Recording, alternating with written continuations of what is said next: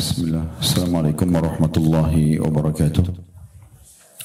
Alhamdulillah, selalu saja lisan kita memuji Allah subhanahu wa ta'ala atas segala nikmat yang dilimpahkan kepada kita, dan selalu berulang-ulang kami ingatkan tentang nikmat Islam dan iman.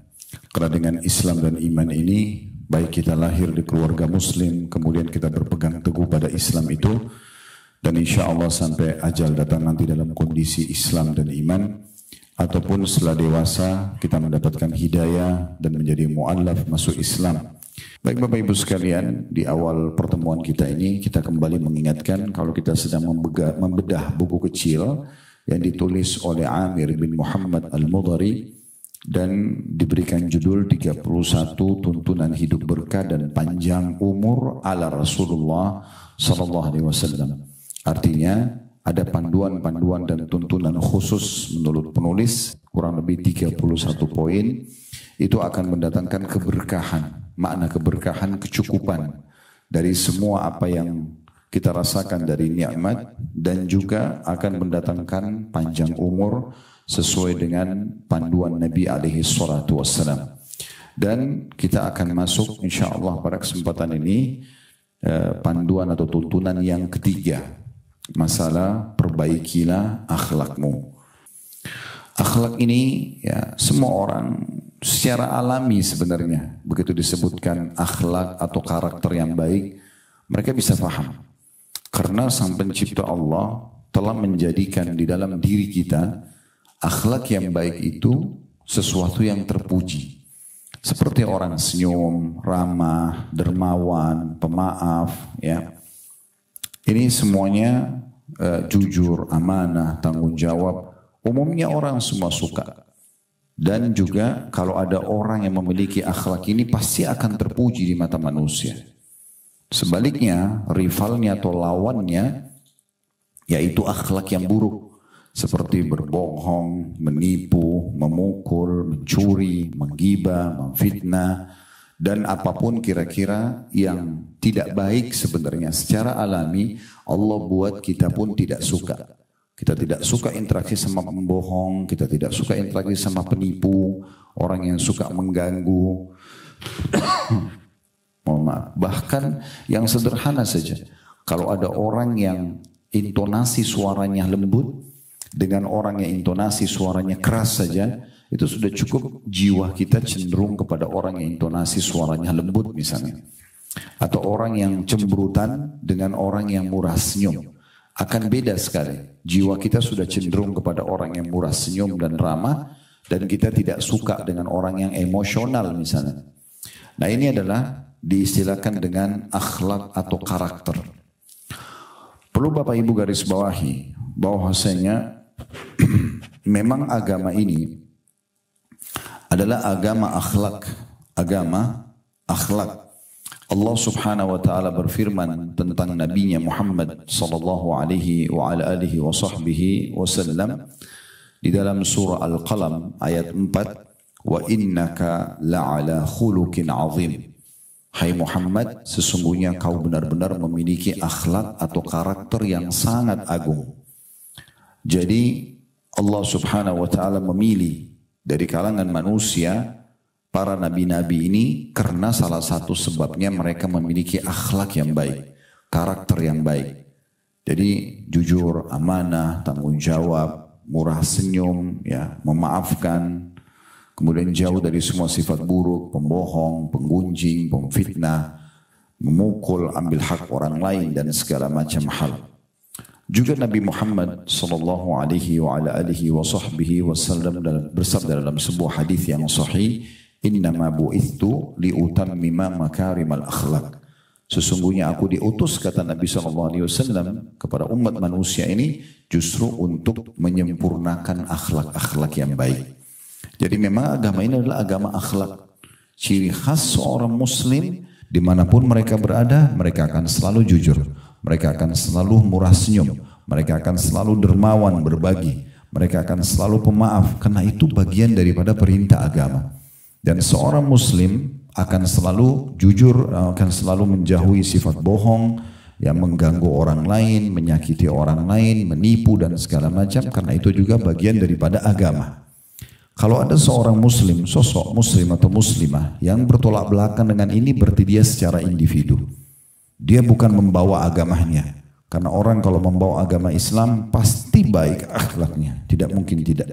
Ya, karena memang ini bagian daripada agama kita. Banyak sekali contoh-contoh dalil berhubungan dengan masalah kalau akhlak yang baik itu bagian daripada Islam. Dan berisikan motivasi yang sangat besar agar setiap muslim dan muslimah dari kecil ditanamkan padanya atau orang tuanya menanamkan padanya akhlak-akhlak yang baik. Kita lihat misalnya di halaman 33 di situ ya, di poin ketiga penulis mengangkat dalil yang sangat menarik untuk dibahas setelah beliau menyebutkan poin nomor 3, perbaikilah akhlakmu. Hadis dari Abu Darda radhiyallahu anhu bahwasanya Nabi sallallahu alaihi wasallam bersabda, "Ma min syai'in athqalu fi mizanil 'abdil mu'mini yaumal qiyamati min husnil khuluq wa inna Allaha yabghadul fahishal badhi." Kata Nabi Muhammad sallallahu alaihi wasallam, tidak ada suatu yang lebih berat dalam timbangan hamba yang beriman pada hari kiamat nanti dibandingkan akhlak yang mulia. Jadi karakter itu kalau ada baik dalam diri kita, selalu mau jujur, selalu mau amanah, selalu mau tanggung jawab, selalu mau berbagi sama orang lain, mau jenguk orang sakit, mau bakti sama orang tua, mau silaturahim keluarga, apa saja, mau memberikan nasihat yang baik, kemudian menjauhi semua yang buruk-buruk, mengganggu orang, menggunjing, memfitnah, memukul, mencuri, maka itu berarti memang ya, karakter dasarnya orang-orang beriman. Dan ini Bapak Ibu sekalian akan menjadi timbangan sendiri yang memberatkan timbangan amal kita pada hari kiamat nanti. Itu akan paling berat nanti di timbangan amal hari kiamat. Lalu kata Nabi SAW, dan ketahuilah sesungguhnya Allah itu sangat membenci orang yang keji ucapannya, suka suara keras, kata-kata tutur katanya kasar, ya. Lagi buruk perangainya, ya. Bawaannya kasar, tatapan matanya tajam, tangannya kasar, ya. Kakinya kasar, semuanya. Subhanallah, orang yang biasa lembut ini, bawaan tutur katanya lembut, santun, pasti akan tercermin juga dari fisik dia, ya, tercermin pada fisiknya. Dari wajahnya yang ceria, dari senyumannya yang manis, ya, dari tutur katanya yang baik, jaman tangannya yang santun, ramah, itu pasti kelihatan. Dengan orang yang terbiasa teriak-teriak, marah-marah, emosional, itu kelihatan dari muamalah dia. Sorot matanya tajam, tutur katanya kasar, tangannya kasar. Salaman aja sama dia itu nggak nyaman. Ngobrol aja sama dia nggak nyaman karena sudah jadi bawaan. Nah, Islam menyuruh setiap muslim dari hadits ini memotivasi dengan sangat kuat luar biasa. Kalau kau ingin hai muslim, hai muslimah, memberatkan timbangan amal solehmu hari kiamat yang membuat nanti derajatmu di surga tinggi, maka perbaiki akhlakmu dari semua sisinya. Lagi di motivasi untuk itu. Kemudian sebaliknya kata Nabi SAW, dan ketahuilah Allah sangat benci dengan orang yang lisannya tajam, ya, tatapan matanya tajam, ya, tutur katanya kasar, dan juga perangainya. Nah, perangai ini bawaannya tadi ya. Biasanya tadi saya bilang orang kalau terbiasa dengan akhlak-akhlak buruk terbawa juga ke fisiknya. Ya, kita lihat orang yang sering emosional, mukanya itu lebih cepat tua daripada umurnya misalnya. Semuanya serba berkerut di sana sini karena selalu bawaannya marah saja. Semuanya adalah emosional. Dibandingkan dengan orang yang memiliki akhlak yang baik, semuanya dengan tenang, dengan santun. Walaupun dia dalam kondisi benar, dia tidak emosional. Dalam kondisi dia salah pun dengan mudah dia minta maaf misalnya dan memperbaikinya. Nah, seperti itu. Di sini kata penulis selanjutnya, jika Anda perbagus akhlak Anda dalam berinteraksi dengan masyarakat atau orang-orang di sekitar kita, maka Anda memperoleh pahala sebagaimana yang diperoleh orang yang berpuasa di siang hari dan melaksanakan qiyamul lail.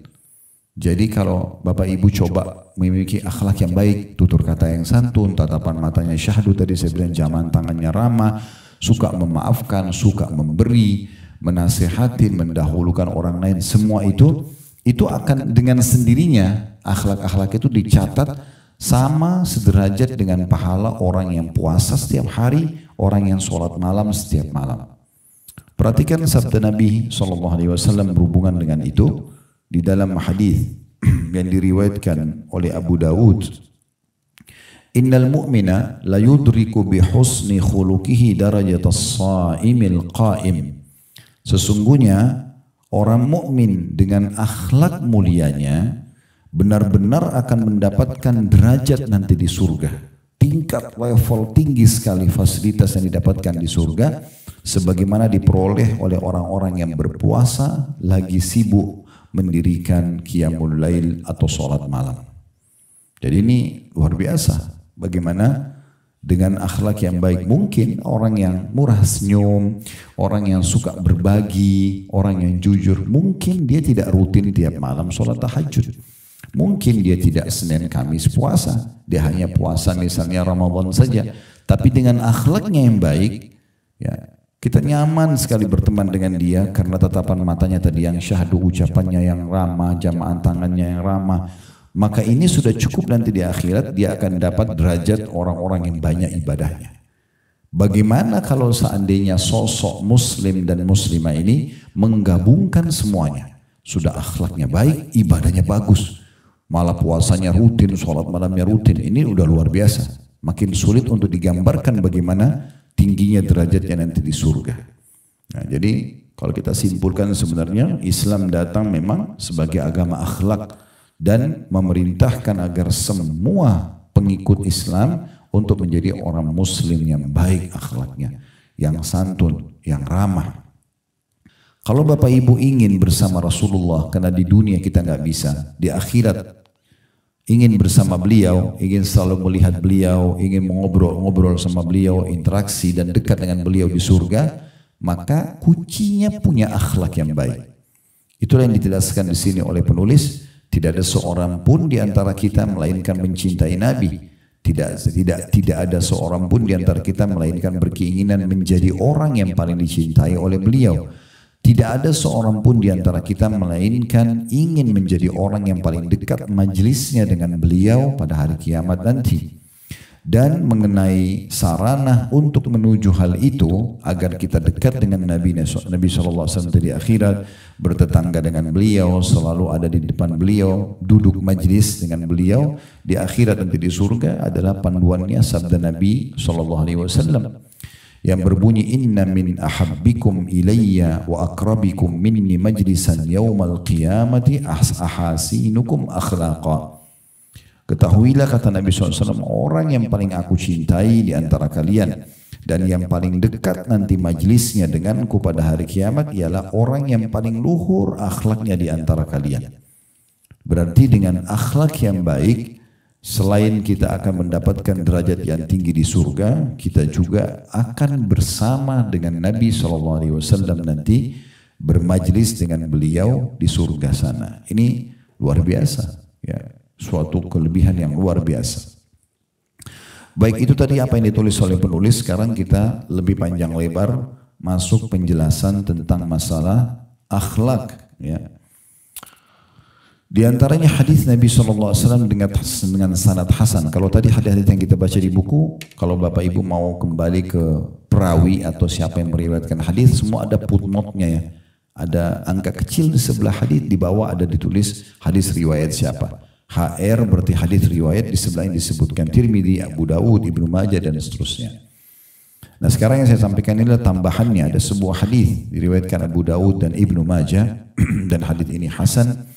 Kata Nabi SAW, akmalul mu'minina imana ahsanuhum khuluqa. Orang mukmin yang paling sempurna imannya, yang paling sempurna imannya kepada Allah, hatinya penuh dengan keimanan semua adalah orang yang paling baik akhlaknya di antara kalian. Apa artinya? Tidak bisa bersatu Bapak Ibu sekalian antara iman dengan akhlak yang buruk. Gak bisa. Ini seperti minyak sama air. Harusnya setelah hadir majelis ilmu seperti ini, lebih banyak memahami tentang hukum agama, hati kita lebih lunak, penuh dengan keimanan dan akhirnya membentuk karakter yang baik. Berarti iman itu akan selalu relevan dengan Akhlak yang baik. Makin bagus imannya, berarti makin baik akhlaknya. Makin santun, makin ramah, makin dermawan, makin jujur, makin amanah, dan seterusnya. Dan makin jauh dari semua yang buruk-buruk. Walaupun dia dilihat oleh orang atau tidak, tetap aja dia tidak bohong, tetap aja tidak mengganggu orang, tetap aja segala macam hal-hal yang buruk dijauhi. Nah seperti itu. Dan kata Nabi SAW dalam lanjutan hadis setelah mengatakan orang mukmin yang paling sempurna imannya adalah yang paling baik akhlaknya. Kemudian beliau mengatakan, wa khiyarukum khiyarukum li ahli, wa ana khiyarukum li ahli.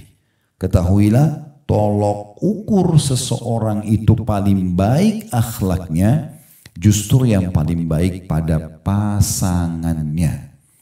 Dan aku adalah orang yang paling baik dengan pasangannya. Jadi kalau mau tahu akhlak orang itu, maka yang dinilai tanya pasangannya. Seorang laki-laki tanya istrinya, bagaimana sebenarnya si laki-laki ini? Bisa saja di luar dia menjaga wibawa, tapi sama istri sama anaknya justru kasar dan tidak baik. Begitu juga sebaliknya, bagaimana bisa menilai akhlak seorang wanita? Tanya suaminya, tetangga bantalnya. Ya, orang yang sudah berbaur sampai bisa terjadi atau terhalalkan interaksi biologis di antara mereka. Orang yang paling kenal adalah pasangan hidup. Kalau pasangannya mengatakan baik akhlaknya, selesai.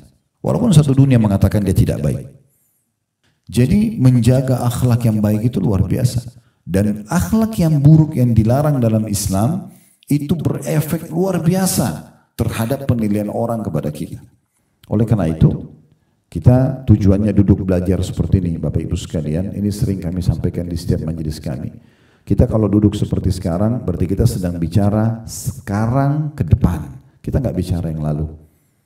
Kalau ada, insya Allah tidak ada. Ada orang yang mungkin dulu masa lalunya pernah bohong, pernah kasar, pernah ganggu orang, suka gosip, suka fitnah. Oke, sekarang berhenti. Selesai. Oh ternyata akhlak yang baik itu bagian daripada agama Islam ya, bagian daripada akidah agama kita, bagian daripada yang mendatangkan cinta Allah, mendatangkan derajat yang tinggi di surga, ya, kemudian bersama Rasulullah SAW nanti di akhirat. Dan orang yang paling sempurna imannya adalah orang yang paling baik akhlaknya, maka kita berubah. Ubah, tidak ada kata terlambat. Bagaimana setelah hadir di majelis ilmu seperti ini, mulai sekarang ke depannya semua karakter kita adalah yang baik-baik.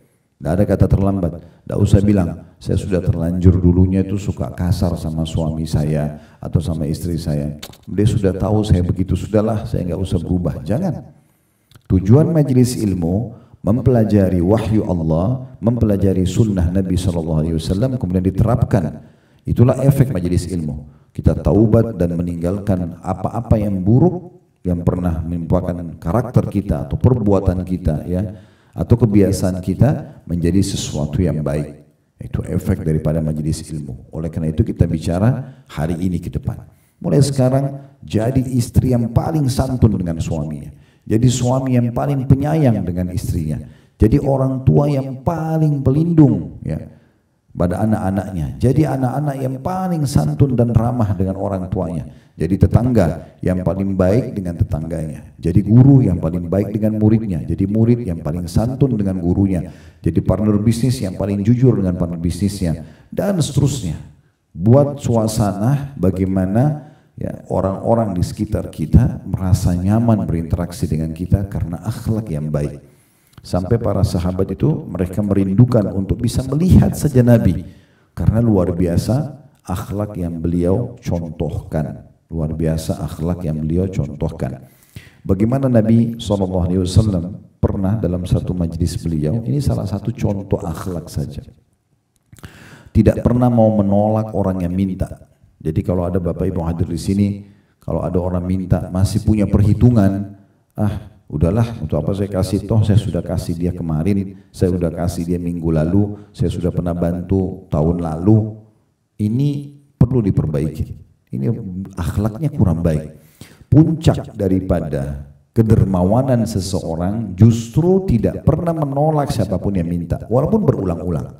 Pertanyaan sederhana, kita kalau membantu orang yang sama dengan kita bantu orang yang baru, bedanya apa? Gak ada bedanya. Sama-sama intinya bersedekah. Kalau ada orang yang rutin minta bantuan sama kita, berarti Allah mudahkan kita untuk punya kantong sedekah. Jangan ikuti bisikan syaitan untuk menilai, ini kan orang sudah saya bantu. Seakan-akan bisa mencari orang lain. Mungkin orang ini pada saat kita sudah bantu, itu adalah amal terakhir kita. Mungkin kita meninggal setelahnya. Kenapa enggak maksimalin aja? Apalagi kalau punya hubungan kerabat dengan kita. Seringkali Allah subhanahu wa ta'ala datangkan ujian di saat kita punya hajat yang kita sampaikan kepada Allah. Justru dengan datangnya ujian-ujian seperti ini, kita minta disembuhin penyakit, kita minta dimudahin urusan misalnya sama Allah, maka Allah datangkan ada satu kerabat yang minta bantuan. Kalau kita bantu ini, yang sana selesai. Tapi kadang-kadang kita malah dibisikin oleh syaitan, ini orang gak tahu diri, saya udah susah malah minta bantuan. Saya lagi butuh ini, malah dia minta bantuan. Loh, justru ini kuncinya. Kalau orang berbagi di sini, maka yang sana akan goal dan selesai. Sebenarnya begitu. Makanya Nabi SAW contohkan, Bapak Ibu sekalian, salah satu contoh akhlak yang baik, beliau tidak pernah menolak orang lain yang minta, sehingga tidak ada celah orang menilai negatif kepada beliau. Begitu juga pernah Bapak Ibu sekalian disebutkan oleh seorang sahabat. Sahabat ini berkata dalam hadis Bukhari Muslim, ya Rasulullah, di kota Madinah ini ada satu perempuan, akhlaknya baik sekali, ramah, santun, pemaaf, suka memberi, padahal dia orang miskin. Maka kata Nabi SAW, dia sedikit ibadah, tapi orangnya baik sekali akhlaknya. Kata Nabi SAW, sungguh dia termasuk ahli surga. Lalu kata sahabat ini, ya Rasulullah, dan di Madinah ini ada satu wanita tidak pernah ketinggalan puasa sunnah, tidak pernah ketinggalan sholat tahajud, tapi lisannya menyakitkan, kasar kalau ngomong, tidak baik akhlaknya. Kata Nabi SAW, la khaira fiha hiya finnar, tidak ada kebaikan pada wanita itu dan dia termasuk penghuni neraka. Walaupun tiap malam sholat tahajud, walaupun selalu saja ya, puasa di siang hari, Senin, Kamis, Ayyamul Bid, tapi setiap ketemu orang lari karena lisannya tajam sekali, suka menyakiti orang. Kata Nabi SAW, tidak ada kebaikan pada wanita itu, termasuk ahli neraka. Yang pertama tadi, biasa saja sebenarnya ibadahnya, mungkin tidak rutin Senin Kamisnya, tidak rutin sholat malamnya, tapi baik sekali akhlaknya. Maka ini luar biasa, cukup untuk membawa mereka ke dalam surga. Baik, kita akan masuk ke pendapat para ulama tentang masalah akhlak yang baik. Seperti apa sih mereka menggambarkan akhlak yang baik itu? Imam Hasan Basri rahimahullah, salah satu ulama tabi'in, berkata, husnul khuluq al-karamu wal-badlatu wal-ihtimalu. Artinya akhlak yang baik adalah ramah. Itu nomor satu yang beliau nilai, ramah sekali. Kalau bertutur kata itu santun, ramah, ya. Kemudian diikuti keramahan dalam bertutur kata itu dengan badlah, itu kedermawanan, suka memberi, suka mendahulukan orang lain. Kemudian wal ihtimal, menahan emosi. Mohon maaf. Ini adalah penyampaian Hasan Basri tentang akhlak itu sendiri. Yaitu sekali lagi al-karamu artinya ramah, kemudian badlah, wal badlah artinya dermawan, suka memberi, wal ihtimal artinya menahan emosi. Asy-Syu'bi, salah satu ulama yang lain, mereka atau beliau memberikan gambaran tentang akhlak al-badlatu wal atiyatu wal bishrul hasan. Wa kana asy-Syu'bi kadzalik.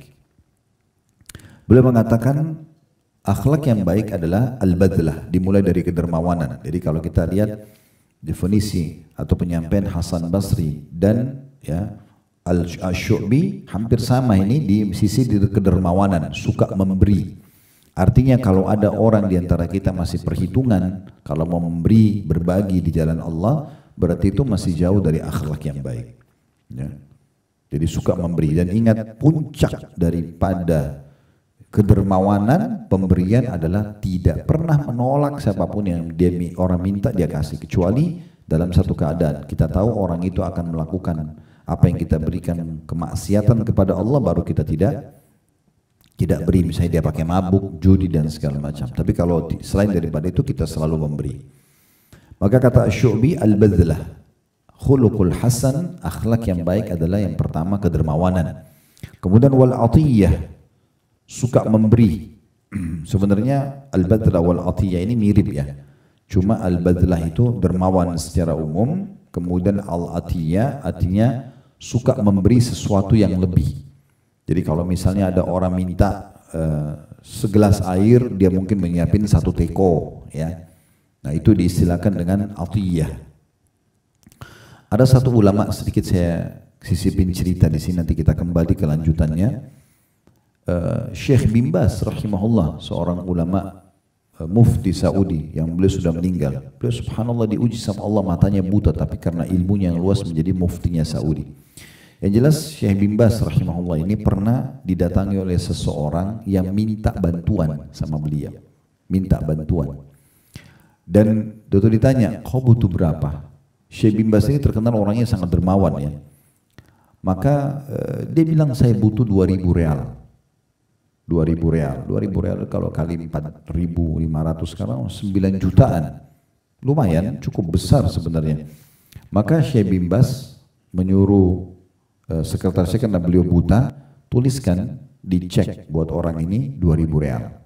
Nah biasanya kan ditulis hurufnya 2.000, angkanya 2.000 real, 2 0-nya 3, kemudian ditulis dalam bentuk huruf kan 2.000 real.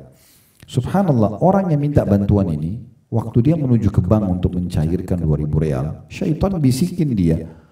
Dia ingin melakukan kecurangan. Apa yang dia lakukan? Dia ambil pulpen, 2.000 real itu ditambah 1 nol. Berarti jadi berapa? 20.000. Kalau 2.000 real itu 9 juta. Kalau 20.000 itu 90 juta. Tapi kuasa Allah, orang yang jahat ini, orang menipu biasanya, dia ada saja celah yang dia tidak sadar kalau itu kebongkar nantinya. Dia tambah 1 nol, tapi dia nggak ubah tulisan di bawahnya, kan ada 2.000 real. Harusnya kan 20.000 real gitu kan. Dibawalah ke bank. Orang banknya kenal Syekh bin Baz. Karena ini mufti Saudi, ulama besar. Kalau kita seperti ketua MUI-nya, ya. Kemudian kepala banknya telepon kepada Syekh bin Baz, Syekh ada kejadian begini. Apakah Anda benar mengirim cek dengan angka 2.000 atau 20.000? Kata Syekhnya 2.000. Kata dia, orang yang bawa ini sepertinya dia curang, dia menambahkan 1 nol, jadi ada 20.000. Di bawahnya tetap tertulis 2.000. Kata Syekh bin Baz, baik, tunggu saya datang. Kira-kira apa yang di benak Anda, Bapak Ibu sekalian? Apa yang kira-kira Syekh bin Baz akan lakukan? Orang ini mau curang. Udah dibantu, ini bantunya bukan kecil, 2.000 real 9 juta. Orang biasa bantu mungkin 100 real, 50 real gitu kan. Ya 100.000, 200.000 itu umum orang bantu. Tapi ini sudah dikasih 2.000 real 9 juta, dia masih ubah untuk dapat 90 juta. Kan ini berarti dia mau nipu, mau ngambil uangnya Syekh bin Baz dari rekening itu, kalaupun berhasil dia ambil. Apa yang terjadi Bapak Ibu sekalian? Apakah Syekh bin Baz mungkin seperti yang kita bayangkan? Marah sama orang itu, penjarakan, laporkan dia? Subhanallah, Syekh bin Baz datang, dia tidak tegur orang itu.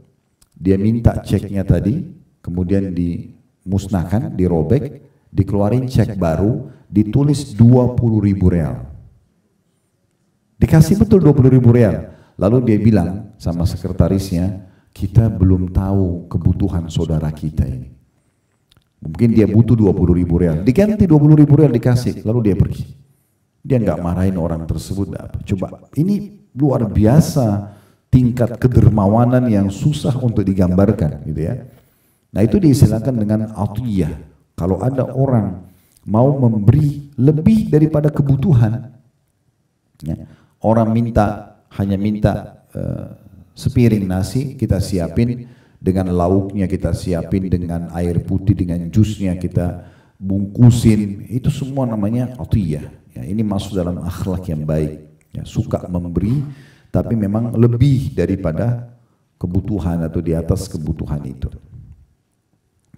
Jadi contoh misalnya yang lain supaya jelas, misal Bapak Ibu punya tetangga datang, atau ada orang datang ke depan rumah kita minta, orang miskin. Kalau orang yang biasa-biasa saja standar, ya udah dia kasih saja. Bu, Pak, tolong bantu saya. Baik, ini 100.000. Pergilah orang tersebut. Ini masih biasa, standar sekali. Bagaimana kira-kira kalau kita mau bicara definisi al-atiyah tadi? Orang yang suka memberi lebih, maka dia mengambil data orang itu. Ibu tinggal di mana?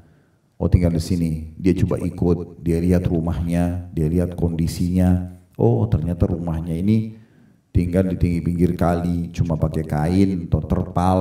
Oke, dia coba carikan tempat, dia berikan tempat yang layak. Kemudian anak-anaknya disekolahkan misalnya. Kemudian dia memenuhi kebutuhan, mesti kesehatan saya sakit. Nah, itu yang namanya atiyah.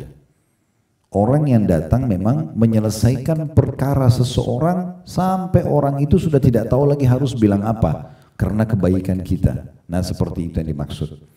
Ini yang Asy-Syu'bi mengatakan. Jadi akhlak yang baik adalah al-badlah, sifat dermawan secara umum, adalah atiyah, suka memberi dan melampaui batas dalam masalah ini. Memang lebih daripada kebutuhan orang tersebut, ya. Bahkan dijadikan orang-orang yang tidak mampu ini sebagai kantong pahala buat dia. Kemudian beliau mengatakan wal bisyrul hasan, dan kegembiraan, ya, pada orang lain atau memberi kegembiraan pada orang lain, menggembirakan orang lain, menyenangkan hati orang lain. Ini bagian daripada akhlak. Kata Nabi SAW dalam hadis yang sahih, sesungguhnya amal yang paling Allah cintai adalah memasukkan kegembiraan dalam hati seorang muslim. Nah, ini amal yang luar biasa. Ini bagian daripada akhlak. Jadi menggembirakan suami, menggembirakan istri, menggembirakan anak, orang tua, mertua, ipar, saudara, kerabat, tetangga, siapa saja. Semuanya kita buat gembira, maka itu adalah amal yang paling Allah cintai. Bahkan kata Nabi SAW, la tahkiranna minal ma'rufi syai'a, jangan pernah kalian hitung-hitung amal walaupun itu kecil. Selalu kerjakan. Walau antalqa akhaka biwajhin talq, walaupun engkau bertemu dengan saudaramu dalam kondisi wajahmu senyum atau ceria. Ini termasuk bagian daripada akhlak. Kemudian yang menukil kisah ini mengatakan, dan ketahuilah Asy-Syu'bi yang menjelaskan tentang akhlak tadi, beliau begitu orangnya. Dermawan, suka memberi dan memenuhi kebutuhan apapun yang minta tolong, dan suka memasukkan kegembiraan dalam hati seseorang. Selanjutnya Abdullah bin Mubarak, kita sudah jelaskan perkataan Hasan Basri, kita sudah jelaskan perkataan Asy-Syu'bi, sekarang kita masuk perkataan Abdullah bin Mubarak rahimahullah. Abdullah bin Mubarak mengatakan tentang akhlak, huwa bastul wajh wa badlul ma'ruf wa kafful adza. Akhlak yang baik adalah, beliau mengatakan, bermuka manis, suka senyum, ramah, ya. Semua orang kalau lihat ke wajahnya itu merasa nyaman, ya, karena memang jauh dari sifat emosional, ya. Kemudian gemar dalam melakukan kebaikan, badlul ma'ruf, suka tampil, ya, bukan untuk riya, ya, tapi selalu di depan dalam melakukan kebaikan.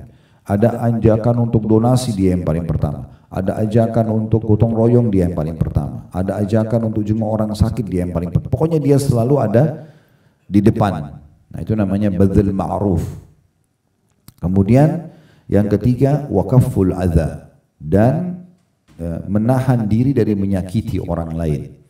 Nah, ini berarti bagian daripada akhlak menurut, ya, Abdullah bin Mubarak rahimahullah. Bastul wajh, murah senyum, mukanya manis, ya. Sama siapa saja, mau orang kaya, mau orang miskin, semua sama, bagi dia selalu saja baik. Kemudian badlul ma'ruf, ya, suka sekali melakukan kebaikan-kebaikan dan selalu berada terdepan dalam melakukan kebaikan tersebut. Kemudian kaful adza, juga menahan diri dari menyakiti orang lain.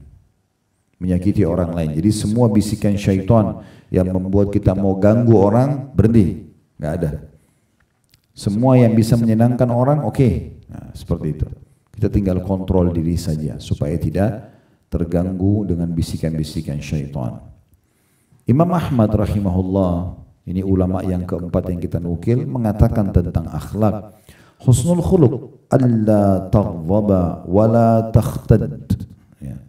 Atau wala tahtad. Beliau mengatakan akhlak yang baik adalah jangan engkau marah dan jangan cepat naik darah. Emosional, Imam Ahmad mengatakan. Jadi kalau ada orang yang emosional, berarti sudah jauh dari akhlak. Ya.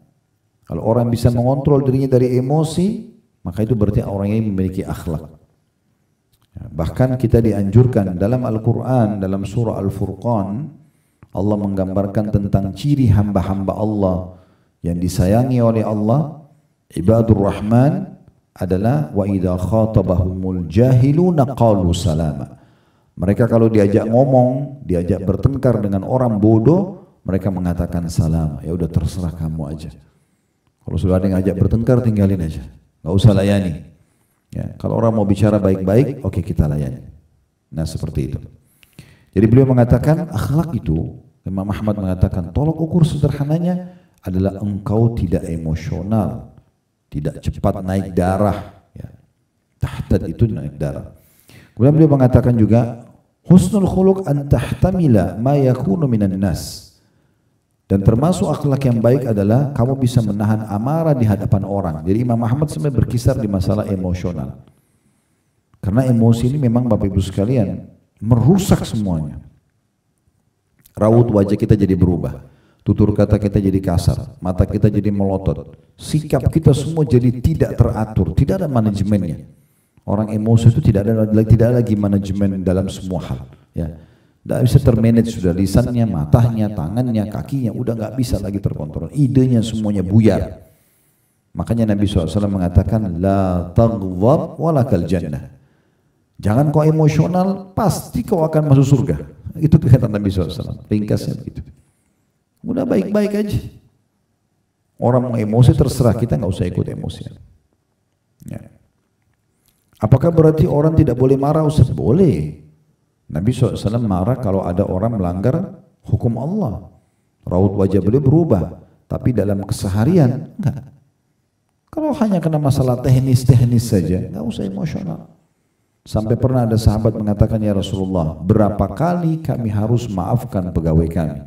Kata Nabi SAW, maafkan walaupun sampai 70 kali. Selama dia mau memperbaiki, dan itu adalah bukan masalah pelanggaran agama yang fatal, kenapa tidak? Kalau hanya masalah teknis, ajarin, pandu dan segala macam. Imam Syafi'i rahimahullah pernah punya seorang murid, Bapak Ibu sekalian, suka duduk, maaf ini saya cuma kasih gambaran waktu itu ya, bukan karena ibu dan bapak yang duduk di belakang, tapi murid Imam Syafi'i ini suka duduk di belakang sendiri, karena dia tahu diri kalau dia sulit sekali menangkap pelajaran. Imam Syafi'i tahu itu, Imam Syafi'i jelasin materinya, udah selesai. Imam Syafi'i datangin dia setelah bubar semuanya lalu menjelaskan kembali semua ceramahnya. Orang itu mengatakan, wahai imam, tidak usah anda lakukan ini, memang saya begini orangnya lamban fahamnya. Kata Imam Syafi'i, tidak, saya akan mengajarkan kepadamu sampai kau faham. Coba bayangkan. Bagaimana luar biasa akhlaknya Imam Syafi'i rahimahullah, gitu kan? Kalau sebagian orang apalagi pikirannya hanya duit saja dalam mengajar, ya orang faham nggak faham terserah. Kan Bapak Ibu kita pernah sekolah sama-sama, kita bisa lihat ada guru yang peduli dengan semua muridnya supaya dapat ilmu, dengan ada yang cuma datang yang penting dia terima gaji, orang faham nggak faham terserah, gitu kan? Maka Imam Syafi'i rahimahullah menunjukkan kepada kita bagaimana akhlak seorang guru yang baik. Dia datang ke muridnya, dia jelasin dengan tuntas semuanya, kemudian baru dia dia sampai muridnya itu memahami apa yang dia harusnya fahami. Nah seperti itu. Jadi memang masalah emosi ini luar biasa. Ya. Makanya pernah ada anak muda datang mengatakan, ya Rasulullah, wasiatkan saya. Maksudnya supaya saya ini hidup enak, tentram, nggak punya masalah sama Allah, nggak punya masalah sama manusia. Kata Nabi SAW, la taghdab, jangan kau emosional. Orang itu bilang, apa lagi ya Rasulullah? La taghdab, 2 kali. Jangan kau emosional. Orang itu masih bilang, apalagi ya Rasulullah? Kata Nabi SAW, la taghdab, jangan kau emosional. Selesai. Udah hidupmu akan bahagia itu. Kapan kita bisa kontrol emosi? Makanya dalam hadis Bukhari yang lain kata Nabi SAW, laisa sur'atu bil ghadab. Bukan keperkasaan, kejantanan, ya kedewasaan dinilai dari emosionalnya seseorang, banting pintu, marah-marah segala macam. Walakinna sur'atu man malaka nafsahu indal ghadab. Tapi kedewasaan, kebijaksanaan, ya itu dinilai keperkasaan justru dari bisanya seseorang mengontrol emosinya. Ya, jadi ini bagian daripada akhlak yang luar biasa. Dikuatkan dengan perkataan Ishaq bin Rahawai rahimahullah. Beliau mengatakan huwa bastul wajhi wa alla taghdab. Beliau mengatakan gitu. Engkau kalau mau akhlak baik, suka bermuka manis dan tidak emosional. Begitu terus ya penyampaian. Berarti orang kalau emosional ya itu akan otomatis ya dia akan jauh dari akhlak yang baik. Subhanallah, orang kalau emosional ini ya mereka akan susah sekali untuk mengontrol dirinya. Nah, orang kalau sudah membiasakan dirinya emosi ini itu dekat dengan penyakit-penyakit kayak darah tinggi, stroke, itu semua karena memang masalahnya di emosi secara kejiwaan ya. Kemudian nanti dia mudah marah bahkan sama dirinya sendiri.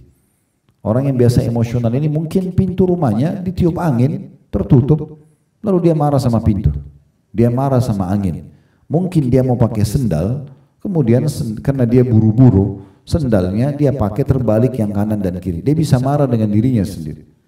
Dan seterusnya. Kenapa? Karena memang dia biasakan diri. Ini bahaya. Berarti semua juga akan dia marahin nanti. Kalau dirinya sendiri dia marahin, bagaimana dengan orang lain? Ya.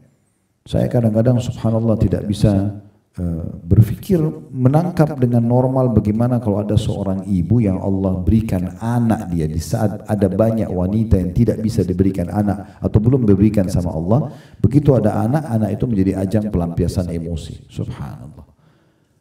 Kita mau tiba-tiba anak kita yang kecil itu faham seperti kita? Kan mungkin lah, gitu kan? Ya harus sabar. Itu on proses, sedang dalam proses mereka itu. Dan mereka adalah amal jariah terbesar buat kita. Ya. Oleh karena itu ini termasuk akhlak yang baik, terutama dimulai dari orang-orang terdekat. Ya, lakukan yang baik-baik semuanya, maka insya Allah juga akan baik semuanya berjalan. Allahu a'lam. Mudah-mudahan apa yang kita bahas hari ini bermanfaat buat kita semua Bapak Ibu sekalian. Yang terpenting dalam majelis ilmu adalah isi daripada tema bahasannya, sementara pertanyaan adalah pelengkap saja tentunya. Dan bagi teman-teman yang belum sempat dijawab pertanyaannya, jangan kecewa. Mudah-mudahan tadi itu yang dibacakan sudah mewakili. Dan sekali lagi kita fokus kepada tema bahasan kita. Semoga Allah SWT selalu memperbaiki dan menyempurnakan akhlak-akhlak kita, menjadikan kita hamba-hambanya yang selalu diselimuti ya, dan menjadikan juga sebagai pola hidup akhlak yang mulia, baik dengan pasangan hidup, baik dengan anak-anak, baik dengan orang-orang terdekat dan siapapun dia. Dan semoga Allah catat itu menjadi pahala yang sempurna.